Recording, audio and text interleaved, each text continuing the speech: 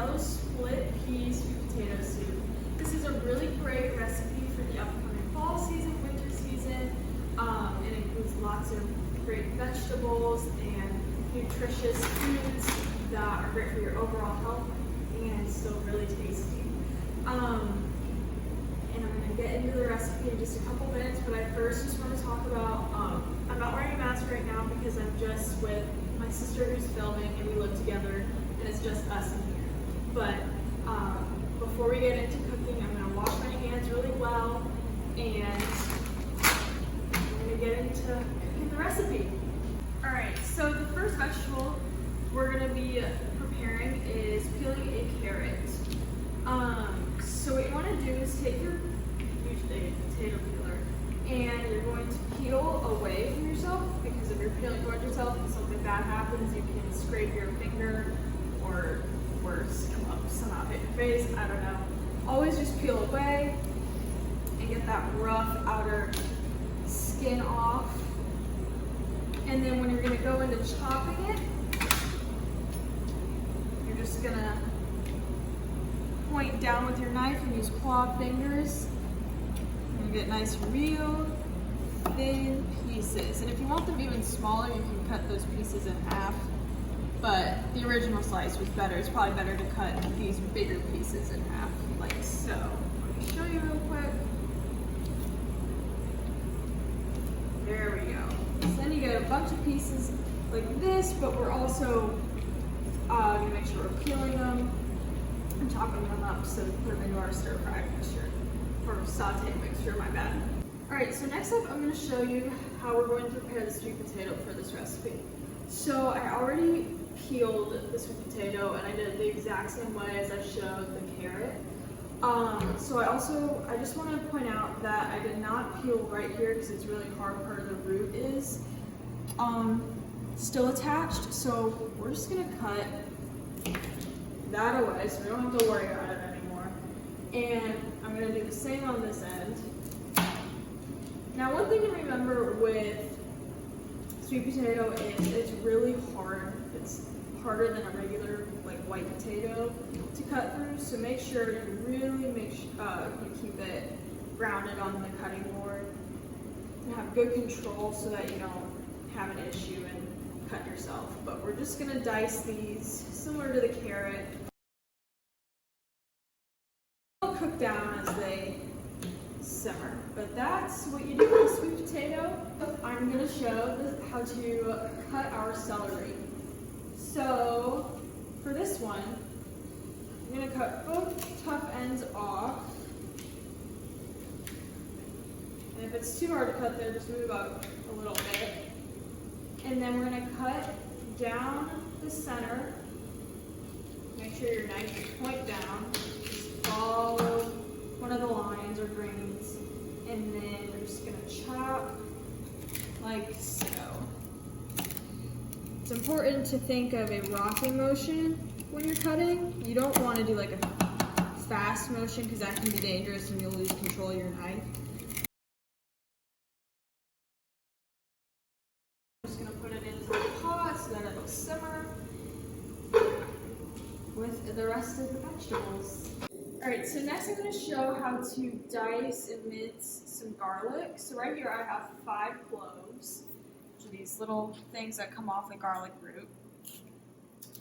And to make sure you can get all the peel off, just cut the little end off and then it'll peel real nicely and easily. You want to take your knife and have the sharp edge pointing away from you, so I'm going to have it like this, and you're just going to go, whoop, and there you go, that's perfect. And then you just chop it into fine little pieces, and that's exactly what you want. So next, I'm going to show you how we're going to cut and dice our onion, and we're using the whole onion. So I'm going to lay it on its side and cut this part off, keeping this part because the hairier part keeps the whole onion intact, which is just easier for chopping reasons. There's really no other reason. And then we're just going to go ahead and peel down, lay it here, and just not cutting all the way through. Oop. Yeah, that's about perfect. So you still have some of it attached. That's what you want. We're gonna do it this way.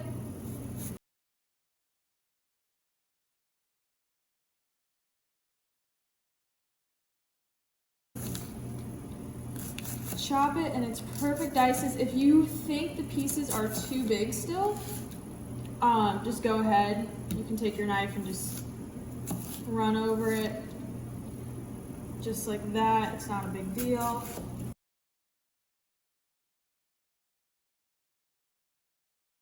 You can just dice the pieces.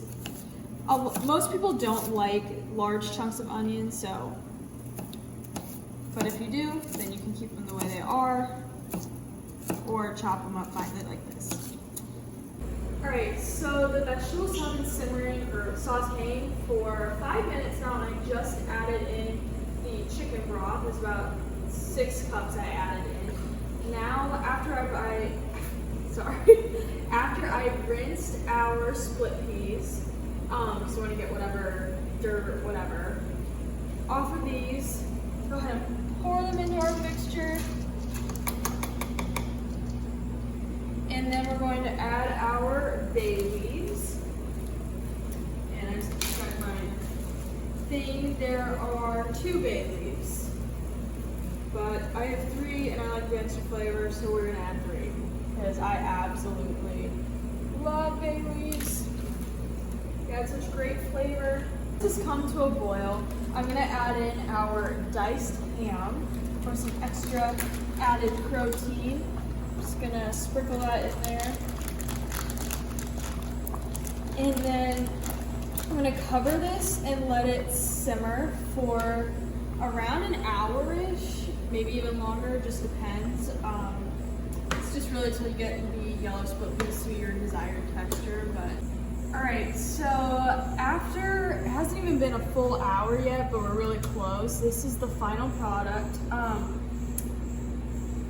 lot of the water has evaporated out, but I think that's because I either had it on a higher heat or whatever, but if you want a more soupier consistency, more watery, you can add more water and let it simmer for a little bit more. I'm fine with this consistency because I like it a little bit thicker. But yeah, this is the end product. I'm really excited to try it and eat it. So yeah, I hope you try it at home and really